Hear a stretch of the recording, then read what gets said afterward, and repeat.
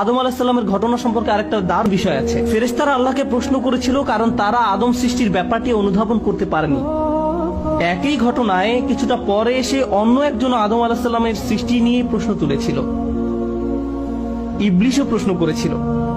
সে বলল, আসজুদু লিমান খালাকতা তিনা, এমন ব্যক্তিকে সিজদা করব যাকে আপনি মাটির দ্বারা সৃষ্টি করেছেন? কেন এমনটা করতে যাব? ফেরেশতারা প্রশ্ন করেছিল, আবার ইবলিসও প্রশ্ন করেছিল।